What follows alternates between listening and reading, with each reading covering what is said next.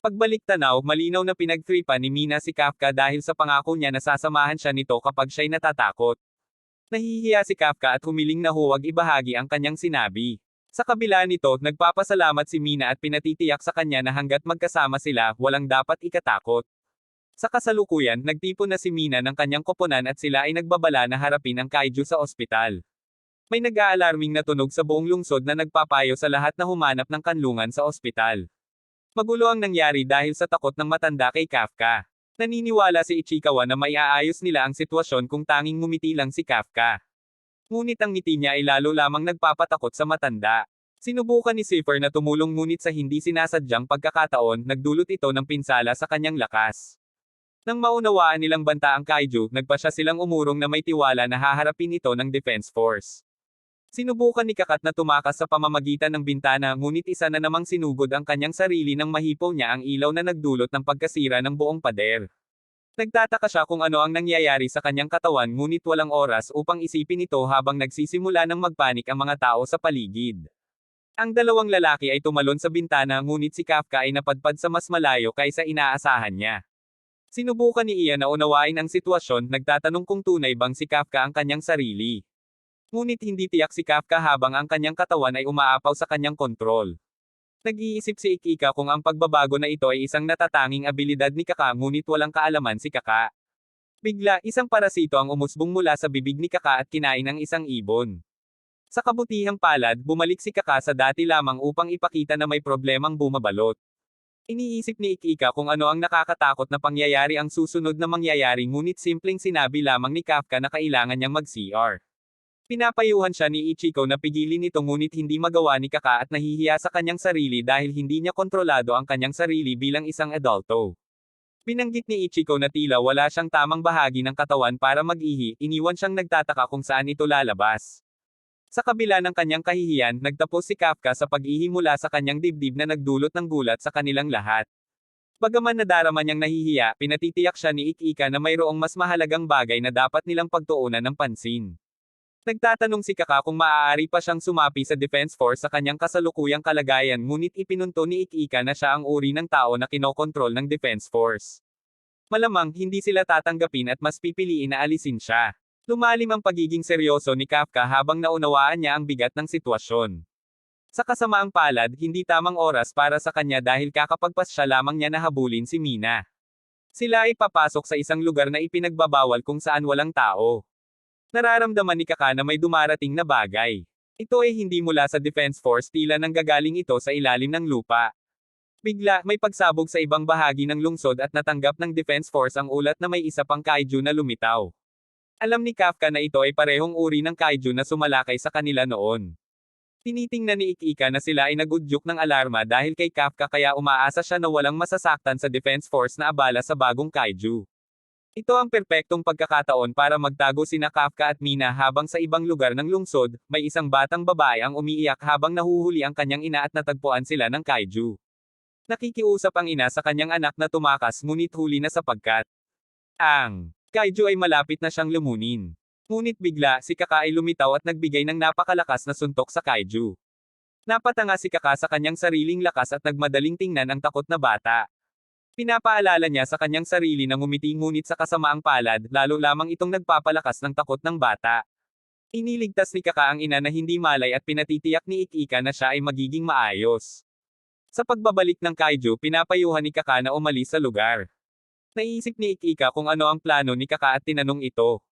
Inilabas ni Kaka na sisikapin niyang suntukin ang kaiju ng buong lakas niya. Nagsimula siya ng bilangan habang nararamdaman ang lakas na bumabalot sa kanyang katawan at sa wakas ay pinalabas ang malakas na suntok. Ang halimaw ay lubusang nawasak ng suntok na ito, anupat ang mga bahagi ng katawan nito ay nagkalat sa lahat ng direksyon at ang dugo nito ay bumabagsak mula sa itaas. Si Kaka ay hindi pa rin makapaniwala sa kanyang kahusayan habang si Io ay tiyak na ang ganitong malakas na suntok ay hindi maaaring gamitin sa isang tao. Siniguro ni Kaka ang kanilang kaligtasan sa ospital ngunit siya mismo ay tila mas nakakatakot pa kaysa kailanman.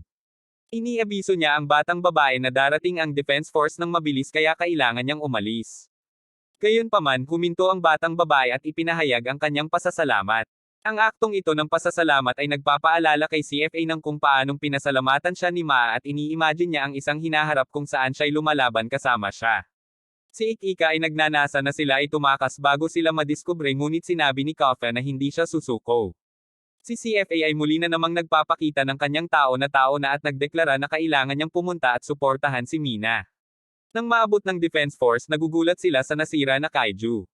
Nagtanong si Mana sa batang babae na ibahagi ang lahat ngunit takot na takot ang batang babae sa simpleng pag-iisip nito. Pinatitiyak ni Mina at nangako na lilipulin niya ang lahat ng kaiju sa kanyang kapanahunan. Gayunpaman, nag-aalala ang batang babae para sa ibang dahilan at nagulat si Mina nang hilingin sa kanya ng batang babae na huwag masaktan ng mabuti at mapagkawang-gawang kaiju.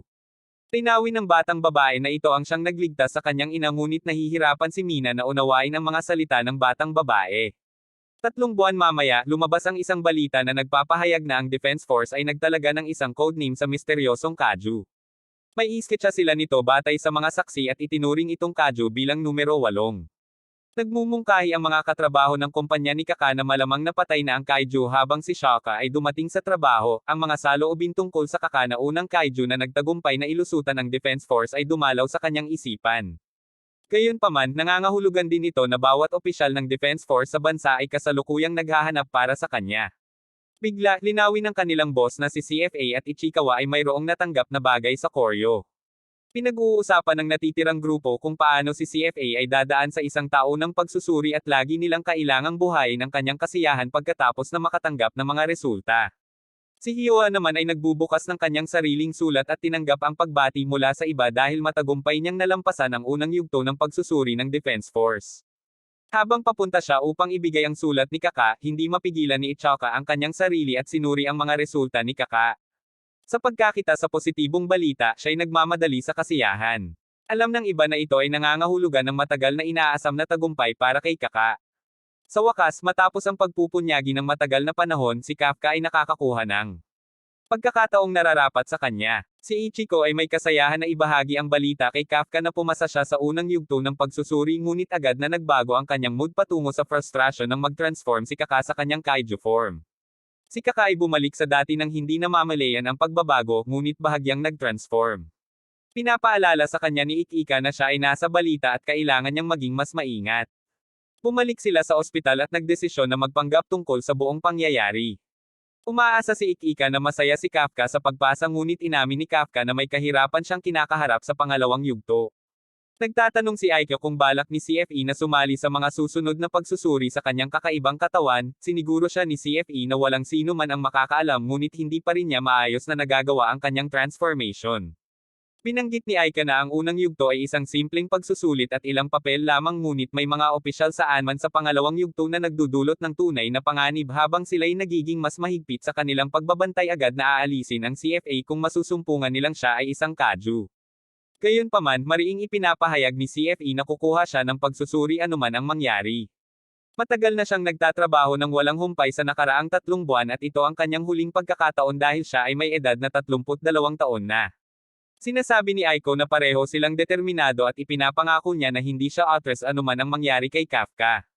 Pareho silang sumasang-ayon na kung gagawin nila ito bilang magkaribal. Pumunta ng casual si CFA upang kumuha ng inumin ngunit nahihirapan siyang buksan ang kanyang bote ng tubig sa pagkapuot kaya hindi sinasadya niyang nag-transform at sinira ang bote sa kanyang napakalaking lakas. Nakakita ng ganito si Ikika kaya binawi niya ang lahat ng kanyang sinabi noon. Huminto ang dalawa sa kanilang pag-aaway at iniabiso sila ni AOA na ang iba pang tagalinis ay darating na. Napaka-relax ni Kaka na nakaraos siya sa unang yugto at may kasabayang laban ng paghihiganti sa ikalawang yugto ng pagsusuri. 10 araw ang lumipas at sila ay nakarating sa Tachaka base ng Defense Forces para sa pagsusulit. Bumisita si Aika sa ibang base sa isang field trip dati ngunit mas malaki ito at katabi pa ng Self-Defense Force garrison kaya maraming sundalo sa paligid. Pinalaan niya si Kafka tungkol sa panganib ng pag-transform doon dahil siya ay mawawala agad sa loob ng ilang segundo. Habang dumadating ang iba pang mga nagsusulit, nagpa siya si CFA na oras na upang mag-check-in kahit maaga pa. Gayunpaman, napalingon ang kanyang atensyon sa isang babae na tinawag siyang matanda. Binanggit ni Kaka na 32 lamang siya ngunit itinuturing siyang matanda ng babae. Inihiling niya sa kanya na ilipat ang kanyang truck ngunit kinukontra niya na marami pang ibang pwedeng paradahan. Gayunpaman patuloy pa rin ang babae dahil ang paboritong numero niya sa araw na iyon ay 5. Nagsimula nang maubos ang pasensya ni Kaka sa kanyang asal at nagdeklara na tuturuan niya siya ng tamang pakikitungo. Sa kanyang pagkabigla, ipinakita ng babae ang isang suit sa ilalim ng kanyang damit at may kumpiyansa na siya ang maglilipat ng sasakyan. Namangha ang mga tao sa kanyang mahusay na suit habang siya'y nag-aangat ng truck ng isang kamay lamang. Ibinagsak niya ito ng bahagya at tinuro ni CFA na ito'y isang sasakyan ng kumpanya. Na-curious si Aika tungkol sa kanyang pagkakakilanlan kaya ipinakilala niya ang kanyang sarili bilang Koro, isang eksperto sa paglilinis ng kaju. Pinalaan niya sila na alalahanin ang kanyang pangalan at nabigla si Iwa nang maunawaan ang kanyang apelyido. Binigyan pansin ni Koro si Kafka at sinabing amoy kaju siya. Doon nagtatapos ang video na ito. Kung gusto mo pa ng ganitong video mag-follow, subscribe at like na sa channel ko. Maraming salamat.